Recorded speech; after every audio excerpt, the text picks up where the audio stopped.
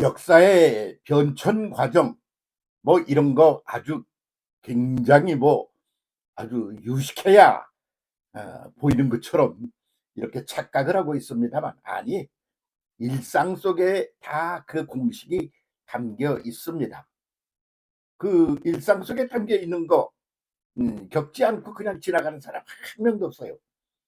그래서 깨달음이 그걸 탄생이에요. 깨닫지 못하면 뭐 고생을 지질이 했어도 소용도 없고, 돈을 많이 벌어봤자 인생에 도움도 안 되고 뭐 그러는 거 아닙니까? 그래서 생각이 바뀌는 거예요. 생각이. 그 생각이 바뀌고 마음이 바뀌어. 그러면 언어니 이런 기본 생활이 바뀌어.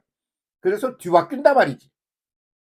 이 뒤집기, 이게 아주 인생과 역사에 있어서 뒤집기처럼 그렇게 절실히 요청되는 게 없고, 그리고 그냥 지나가는 일은 없고 반드시 필수적으로 지나가는 일이고, 네, 그리고 그걸 어떻게 얼마만큼 그 수준이나 종류나 이런 게 제대로 되느냐에 따라서 결과물이 나오고 뭐 그러는 거죠. 그런 걸 가장 잘 담고 있는 게 뭐냐 그럼 엄마예요. 엄마. 음. 엄마가 출발점이지. 그래서 모태 속에 아기가 들어 앉아. 음, 그러면 걔가 뭐 알아? 들어 앉았는지 어쩐지 모르잖아. 그러다가 걔가 꿈틀거려. 오케이. 뭐가 하나 생겼나 보다 싶어. 그래서 걔가 이제 뭐, 모태 속에서 발길질도 하고 그래. 음, 그렇게 되면 이제 그 아이를 잉태한 엄마는 밥맛이 떨어져서 그래서 밥을 못 먹는 이도 있고 더 신나게 먹는 사람도 있고 뭐 종류가 여러 가지야. 그러면서 그 모태 속에서 그 새로운 인간이 만들어져서 그렇게 만들어진단 말이야. 그럴 땐 그렇게 만들어지는구나. 그것만 아는 거지. 걔가 어떻게 생겼는지 뭔지 잘 몰라. 요즘은 다 들여다봐서 아들을 낳을 건지 딸을 낳을 건지 뭐 이런 거 다 압니다만, 음, 그 세월이 흐르니까 이제 알게 된 거야. 그럼 그걸 알게 됐으면 인생이나 역사 속에 똑같은 구도가 반복되고 있어. 그것도 볼 줄 알아야 되는 게 아니겠어요? 그래서 그런 시각으로 어프로치를 해서 우리의 역사를 한번 들여다보면 어떠냐 이거지. 그래서 외정 36년간을 거쳐 그게 얼마나 지긋지긋한 그런 불행이 고난이었느냐 말이지. 그래서 그게 끝나. 종지부를 찍고 끝나는 날이 와. 그래서 시작은 반드시 끝나는 날이 오는 거예요. 그래서 일제가 무너져. 그리고는 이제 해방이 오는 거야. 1945년 해방이 왔어. 아하, 그게 뭐야? 대한민국의 해산이지. 그 모태 속에서 나온 거야. 그래서 그 모태 속의 고난 같은 게, 그 36년간의 35년이라 그래도 그럽니다만 일제 치하에서의 고난 같은 것이, 그것이 대한민국이라는 이런 나라를 해산시키는 하나의 모태 속에서의 성장 관계의 그 과정이 아니었더냐, 그렇게 볼 수가 있는 것이죠. 그렇게 나와 해방이 됐어. 그랬더니 그게 45년에 그랬어. 그 5년이면 금방 아니야.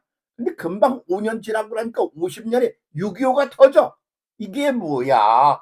타민족으로 말미암아 우리가 고생을 했는데 이번에는 같은 민족끼리의 문제로 이제 이게 문제가 일어난단 말이지. 그것도 공식이야.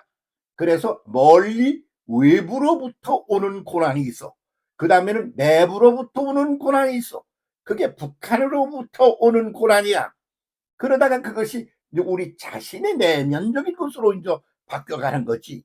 그러면서 그런 고난이 해산을 하고 해산이 어린 아기를 탄생시키고 새로운 시대를 열고 그러면서 오늘 여기까지 와 있다 이 말이요.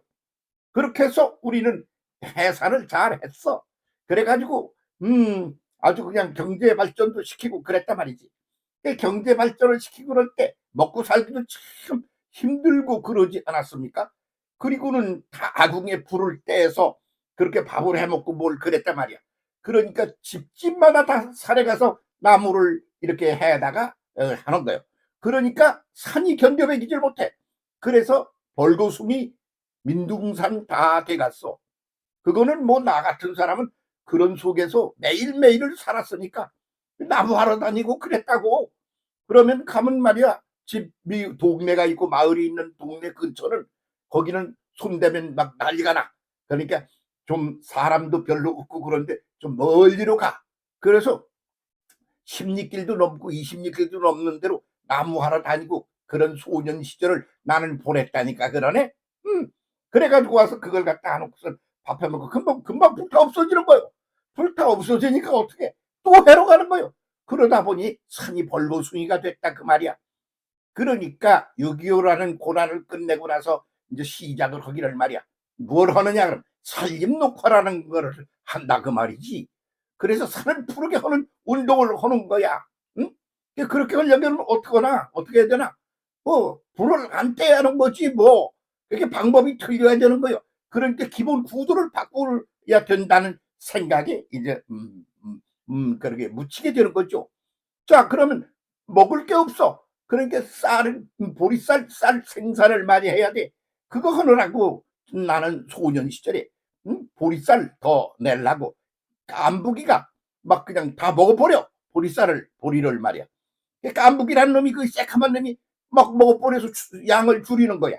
그래서 그걸 죽여버리는 방법으로 냉수 온탕 진법이라는 걸 했다고 여러 차례 말씀을 드렸습니다. 마을에 있는 보리 심을 때 되면 전부 이게 솥에다가 물을 부글부글 끓이고 말이야. 다 동네 사람들 가지고 오라고 그래서 그 뜨거운 물에다가 정갔다가 쑥 빼서 찬물에다 넣었다. 그 정갔다가 뺐다. 그걸 서너 번 해. 그러고 가져가서 뿌리라고 그래. 그러면 깐부기 하나도 안 나오는 거야. 그러니까 그냥 보리 생산량이 확 늘어났지. 그러니까 이제 사람의 욕망은 자꾸 커져. 쌀밥을 먹고 싶어. 보리밥이 아니라. 그래서 쌀 생산량을 늘려야 되는 거예요. 그래가지고 일본의 그 열대 지역의 그 생산량이 많은 쌀을 수입해 들이지. 그랬더니 맛이 없어. 그래서 그걸 갖다 필리핀으로다가 서울대학교 농과대학 학생들하고 이렇게 해서 보내가지고 거기 가서 그 종자 개량을 시작해. 그래가지고 생산량이 늘어난 일본 쌀로부터 그 종자 개량이 된 쌀이 새롭게 나온단 말이지. 그래서 그동안까지 맛보지 못했던 아주 맛있는 쌀이 나오는 거야. 그리고 생산량이 막 늘어난 거예요. 그래서 요새는 쌀밥이라는 걸 아주 우습게 알고 그냥 여기저기 뭐 널린 거로 알잖아. 그렇게 되기까지 그런 과정을 겪었어. 그러면 그렇게 먹고 살고 그래서 그냥 이 조그만 여자 아이들이 말이야, 초등학교밖에 못 나온 아이들이 공장에 가서 일을 하고 말이야. 응? 그래가면서 그냥 그래서 그때 당시에 나온 소설, 응? 난장이가 쏘아올릴 작은 곡, 그게 뭐요? 아이고 참, 나 저기 그거 쓰신 그 조세희 씨하고 같이 직장 생활도 하고 같이 놀았어. 그냥 많이 말이야, 응? 경기도 사람인데 그 고생을 하는 그 소녀들 그걸로 막 울면서 얘기를 하고 그러더라고. 그래가지고 말이야, 그 사람이 쓴 글에 그런 게 나와. 응? 이렇게 물이 막 흘러가는데 그 위에 다리가 하나 놓여 있고 그런데 거기 가서 앉아가지고 그 공장에서 나온 폐수에다가 편지꽃을 던지면서 그러면 그걸 쳐다보고 우는 이야기가 나와. 그렇게 해서 고생을 지지려 하면서 이 경제 발전을 시키는데 그이들은 우습게 여기고 돈 많은 사람은 대단하게 여기고 그러는 갑질 구도는 말이 안 된다. 그래서 난장이가 쏘아올린 작은 곡, 이 보잘것없어 보이는 소녀들이 말이야, 응? 젊은 청년 아이들이 말이야, 가난뱅이들이 말이야, 이렇게 그냥 난장이가 쏘아올린 작은 공이야. 그래서 그들을 무시하는 건 안 된다. 그렇게 해서 그 드라마를 만들어 가지고 말이야, 서울 시청 앞에 있는 극장에서 그 하더라고. 내가 그때 부산에 있다가 올라와서 일부러 그걸 보러. 그랬더니 불이 딱 꺼지면서 거기서 막 나온 소리를 지금도 잊지를 못해. 우리 아버지를 난장이라고 놀리는 놈들은 죽여버려! 이러는 막 고함 소리가 깜깜한 데서 나오더라고. 소름이 막 돋더라고. 어떻게 해서 이 나라가 오늘 여기 와 있는지 알아? 그이들을 무시하다니! 막 그런 걸 메시지로 담고 있는 거지. 그런 거로 고민 많이 하다가 일찌감치 가버렸어. 그 사람이. 그 사람 간 후에 거기 찾아가서 내가 얼마나 울었는지 몰라. 그렇게 하면서 오늘에 이르는 거야. 그러면서 경제 발전을 하고 그래. 여기에 와 있다 말이지. 그게 뭐야? 엄마가 해산을 하기 위하여 뱃속에다가 말이야, 이렇게 해서 잉태를 해서 그렇게 해서 그 목숨을 걸고 낳는 거야. 목숨을 걸고. 그래서 어떤 사람이 뭐 한 얘기를 내가 옆에서 나하고 가까운 사람이지 하는 말이, 아이고 우리 아내가 아이를 낳는데 목숨을 걸더라고. 그러면 막 울어. 그러더니 우리 엄마가 나를 낳을 적에도 목숨을 걸고 나를 낳겠죠. 그러더니 막 우는 거야. 그렇지. 그래서 내가 속으로 한 말이 뭐냐면, 너 엄마만 그러고 너희 마누라만 그런 거 아니야. 역사 전체가 다 그래. 그런 것을 거쳐서 오늘이 와 있는 거야. 6.25라는 전쟁을 통하여 우리는 또 하나의 새로운 시대를 여는 거야. 그러는 사이에 그렇게 경제적이고 외형적인 것만 그랬나? 아니야. 정신 차원, 영적 차원도 이제 새로운 시대를 여는 그 작업을 했다 그 말이야. 그걸 보고 부흥성장 시대라 그래. 부흥성장 시대 제1 주제가 뭐냐? 회개야, 회개. 회개가 뭐냐? 마음, 정신, 이런 정신 차원, 마음 차원, 이런 내면적인 차원의 시스템을 싹 뒤바꿔 엎어버리는 게 회개란 말이야. 그래서 그때 주제가 회개야. 그래서 모여서 뭐 집회도 하고 그러면 회개하라! 이게 주였어. 그러면 그냥 내가 사는 게 이게 말이 안 되게 이게 말도 이렇게 산다는, 새롭게 거듭나게 하려 주옵소서. 거듭나긴 뭘 거듭나? 새로나게 하는 거지. 그래서 회개라고 그러는 새로나기를 그냥 하나라고 울고 막 그 야단을 벌였단 말이야. 그렇게 해서 이루어진 게 뭐야? 부흥성장 시대야. 그렇게 해서 그러면 뭐야? 버리고 고치기만 하면 돼요. 새 것을 받아들여야 되잖아.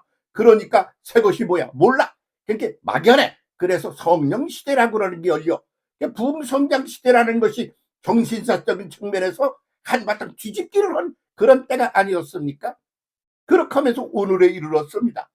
그냥 된 거 아무것도 없어요.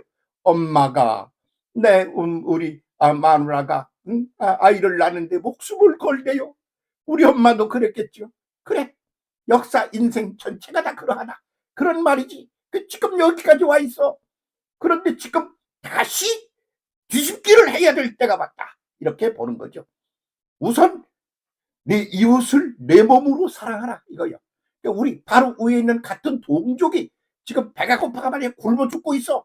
거기는 말이야 아주 싸가지가 원어치도 안 되는 놈이 지가 하나님이라고 신이라고 그러면서, 내가 하나님이고 내가 신이다, 우리 아들 손자 대를 이어서 지배할 거나 그러면서 국민이야 죽거나 말거나 자기 가족이 그걸 다 지배하는 그런 시스템을 계속 이어나가려고 그 작정을 그렇게 하고 가는 거 아닙니까?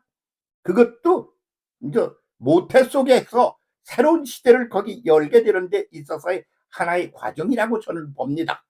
그럴 때면 이제 바깥에서 어떤 어떤 동인 모티브가 되는 무슨 일이 들어와요. 우리도 미국이라는 나라에서 기독교가 들어오면서 생각 전체를 시스템을 바꾸는데 결정적인 역할을 한 겁니다. 지금은 우리가 동남아로다가 그냥 선교사들이 많이 나가 있어요.